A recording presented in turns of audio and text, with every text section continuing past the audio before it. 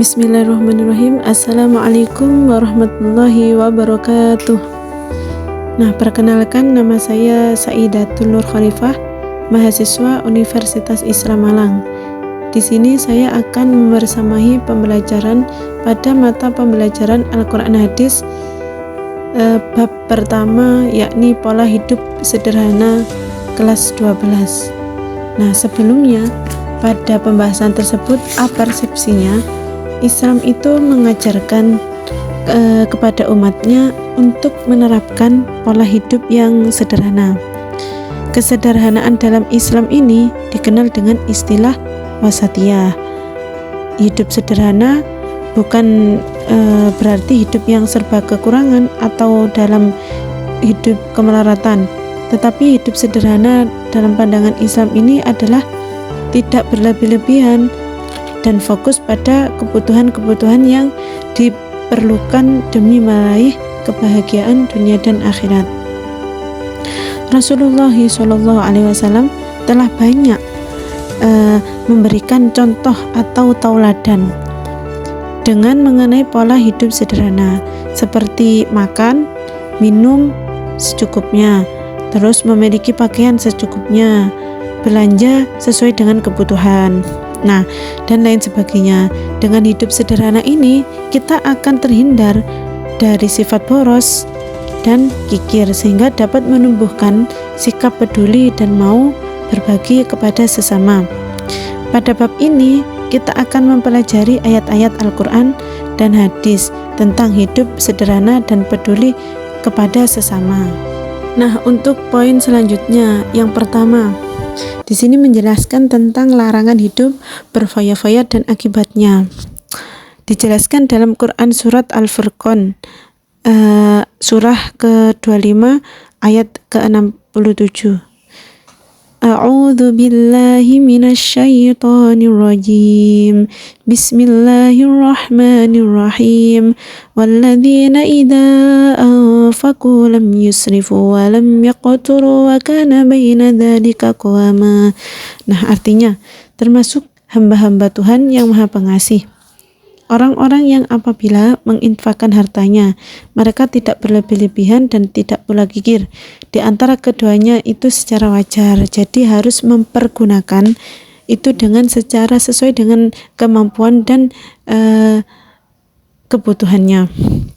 Tidak pula berlebih-lebihan dan tidak pula kikir, jadi harus sepadan sesuai dengan kemampuannya. Isi kandungan surat Al-Furqan tersebut itu menjelaskan tentang perilaku hidup sederhana yang dimiliki oleh ibadur rahman. Ibadur rahman itu hamba-hamba Allah yang Maha Penyayang, yakni orang-orang yang benar-benar konsisten keimanannya kepada Allah. Nah, ciri-ciri perilaku mereka lainnya yang disebut dalam Quran surat Al-Furqan itu ada banyak, seperti rendah hati dan tidak sombong, terus berpenampilan ceria, lapang dada, pemaaf, jadi tidak mudah menyakiti hati dan menghina atau mencemooh orang. Terus selalu berdoa akan diselamatkan dari azab Allah. Hidup sederhana itu tidak boros dan tidak pula kikir. Tidak pernah melakukan dosa besar seperti pembunuhan, pezinaan. Nah, jadi di sini dalam Quran surat Al-Furqan ini, kita itu tidak boleh berlebih-lebihan atau boros dalam menggunakan harta. Boros itu merupakan perilaku menghambur-hamburkan harta di jalan yang tidak benar. Terus hanya untuk kesenangan semata, tidak mempertimbangkan, tidak memikirkan kepentingan orang lain. Kita juga dianjurkan untuk selalu memberi, tapi juga tidak berlebih-lebihan. Nah, dalam perlakuan tersebut itu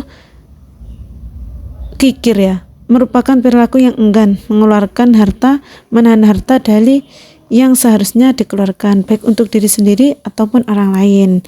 Nah, di sini itu secara tersiratnya ayat tersebut itu mengajarkan kita itu tentang hidup sederhana. Tidak boleh kita itu menuruti hawa nafsu. Jadi hawa nafsu kita itu kita eman, pelit, itu tidak boleh.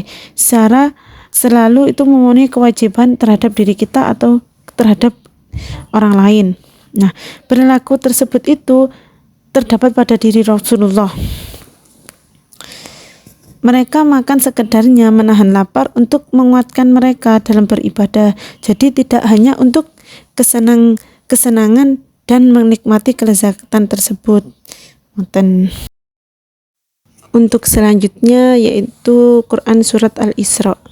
Quran Surat Al-Isra ini dalam ayat 26 sampai 27. Nah, di situ sudah tertera ya. Bismillahirrahmanirrahim. Wa atidal qurba haqqahu wal miskina wa minas sabili wa la tubaddir tabdira. Innal mubaddirina kanu ikhwana syayatin wa kana syaitanu lirabbihi kafura. Nah, pada penjelasan ayat ini itu kita diperintahkan untuk memberikan hak kita kepada kerabat dekat. Jadi setiap harta yang kita miliki itu ada hak untuk orang lain, baik kerabat dekat, juga orang miskin dan orang dalam perjalanan. Dan janganlah kamu itu menghambur-hamburkan hartamu secara boros. Nah, jadi ada berkesinambungan antara ayat yang Quran Surat Al-Furqan. Jadi sama di sini diperintahkan agar orang itu tidak berperilaku boros dan juga tidak pelit. Jadi orang yang pelit atau orang yang boros itu adalah saudara setan, dan setan itu sangat ingkar kepada Tuhannya, maka dia adalah orang yang tidak mendapatkan keridhaan Allah Subhanahu wa taala. Nah, dari kandungan surat tersebut itu Allah itu memerintahkan bahwa kita itu tidak berbagi. Jadi ada hak yang disampaikan kepada mereka yang berhak menerimanya. Selanjutnya Quran Surat Al-Qasas ayat 79 dan 82. Nah, di sini saya tuliskan di PPT tersebut itu penjelasan ayat, yakni pada 3 surat. Yang pertama, Quran Surat Al-Furqan itu saling berkesinambungan bahwa manusia itu tidak diutus untuk berboros-borosan dan tidak juga pelit. Sama halnya dengan Quran Surat Al-Isra ayat 26 dan 27. Jadi ada hak untuk harta tersebut pada orang lain. Untuk penjelasan surat ini, Quran Surat Al-Qasas ini dalam penjelasannya yaitu mengenai tentang perjalanan seorang Qarun, yaitu Qarun itu hidup pada zaman Nabi Musa. Nah, Qarun ini dulunya itu orang yang kaya dan meminta kepada Allah untuk dijadikan orang kaya. Setelah dijadikan orang kaya, maka Qarun itu lalai dengan enggannya. Dia itu berbangga diri, sombong dan congkak. Maka dengan hal tersebut itu dia itu lupa kepada Allah Subhanahu wa taala, sampai Allah itu memberikan azab kepada Qarun sehingga hartanya itu ditenggelamkan di perut bumi bersama kunci segudangnya hartanya, karena Qarun itu adalah orang-orang yang lupa dengan kodratnya, bahwa orang itu disuruh untuk sesuai dengan yang dititipinya, jadi harus sesuai dengan ketentuan-ketentuannya. Dari penjelasan isi kandungan ini, Islam itu melarang kita untuk sombong dan congkak terhadap kekayaan yang kita miliki, karena kekayaan itu tidak mampu menolong kita di akhirat kecuali kalau kita itu menggunakannya dalam keadaan yang bermanfaat. Nah, selanjutnya ini ada hadis. Setelah kita membahas tentang ayat-ayat, ini ada hadis tentang larangan berlebih-lebihan dalam berwudu dan larangan berlebih-lebihan dalam makan dan minum. Ini sudah dijelaskan dalam Abdullah bin Amr, sesungguhnya Rasulullah itu berjalan menjumpai Sa'ad yang sedang berwudu. Lalu beliau itu menegur dengan, alangkah borosnya wudumu itu wahai Sa'ad. Nah, Sa'ad itu bertanya, apakah dalam wudu itu ada pemborosan wahai Rasulullah? Nah, Rasulullah itu menjawab, ya ada, sekalipun kamu berwudu itu di tepi sungai yang airnya mengalir. Nah, dalam kontekstual isi kandungannya ini, Allah itu melarang kita untuk berlebih-lebihan dalam menggunakan air. Nah, air itu jika kita menggunakan dalam konteks yang tidak sesuai dengan syariat, seperti membasuh tangan, kaki, sama membasuh wajah 3 kali. Untuk selebihnya itu jadi dihukumi berlebihan. Maka kalau kita wudhu di sungai saja, airnya mengalir, kita membasuhnya wajah, kaki ataupun tangan, itu melebihi dari batas ketentuan syariat berwudhu, itu sama halnya kita berlebihan dan boros dalam menggunakan air wudhu tersebut. Nah, hadis kelima ini setelah hadis larangan berlebihan dalam berwudhu, makan itu juga ada hadis tentang larangan berlebihan makan dan minum. Ini dalam hadis rawahu Tirmidzi, itu Mikdam bin Makdika Riba itu berkata, saya mendengar Rasulullah SAW bersabda, tidak ada bejana yang lebih jelek daripada perut seseorang yang diisi penuh dengan makanan. Nah, na'udzubillah, jadi orang yang berlebihan makanan itu sama halnya kayak hewan dan kayak tidak ada porsinya dalam tersebut, sama halnya kayak bejana. Bejana itu kan kayak seperti tong besar gitu. Nah, jadi di sini sudah diterangkan ada takarannya di lambung sesuai dengan hadis Rasulullah.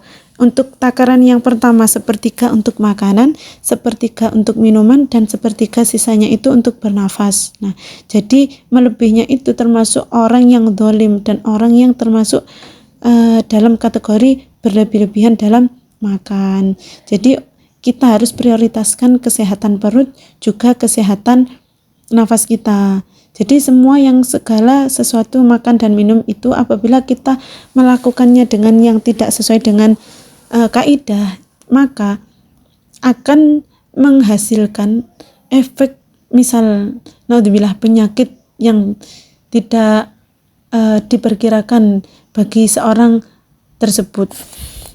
Nah, setelah penjelasan tadi poin A tentang larangan hidup berfoya-foya dan akibatnya, ini ada poin B, larangan kikir dan perintah menyantuni du'afa. Nah, dalam Quran surat Al-Isra ini dijelaskan, A'udzu billahi minasyaitonir rajim, wala taj'al yadaka maghlulatan ila unukika wala tabsutha kullal basti fataq'uda maluman mahsura.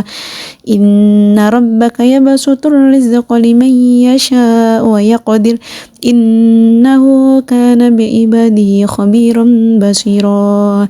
Nah, artinya, dan janganlah engkau jadikan tanganmu terbelenggu. Maksudnya terbelenggu itu ditaruh di leher, jadi ditutup. Kita disuruh untuk tidak berbagi kepada sesama. Dan janganlah pula engkau terlalu mengulurkan. Maksudnya mengulurkan ini, yakni kita tidak boleh terlalu mengulurkan, jadi terlalu memberi sesuai dengan tidak sesuai dengan takaran. Contohnya berboros-boros, sangat pemurah, padahal di dalam dirinya itu terdapat kekurangan yang terlalu memaksa untuk memberi. Nah, nanti orang tersebut itu akan menjadi tercela dan menyesal. Sungguh Allah itu melapangkan rezeki siapa saja yang dikehendaki dan membatasi bagi siapa yang Dia kehendaki. Sungguh Allah itu maha mengetahui, maha melihat hamba-hambanya. Jangan pura-pura kita kepingin di hadapan manusia itu terlihat baik, padahal di mata Allah itu kita terlihat buruk karena kita terlalu memaksakan karena ingin dipuji oleh orang lain. Itu termasuk bagian larangan ini pada detailnya. Nah, setelah membahas Quran surat Al-Isra ini ada lagi seperti Quran surat Al-Ma'un, itu ada tertera dalam buku Quran Hadis penerbit Erlangga. Itu ada Al-Ma'un ini menjelaskan tentang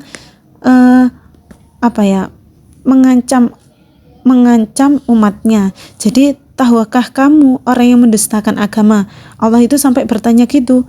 Nah, orang yang mendustakan agama itu yakni orang yang menghardik anak yatim, tidak memberi makan orang miskin. Maka celakalah orang-orang yang sholat, yaitu orang-orang lalai terhadap sholatnya. Ini juga termasuk bagian dari larangan kikir karena tersebut tidak memberikan makan kepada orang miskin. Nah, ada lagi mengenai tentang Quran surat Al-Baqarah. Nah, di sini juga dijelaskan tentang hadisnya tentang keutamaan memberi. Jadi kalau kita memberi, maka Allah akan menggantikan hal tersebut sesuai dengan keikhlasan kita. Maka jika kita memberi tapi kita bersyukur, itu, maka kenikmatan Allah akan diberikan kepada kita sesuai dengan takaran. Bahkan Allah akan melebihi dari pemberian yang kita berikan kepada manusia.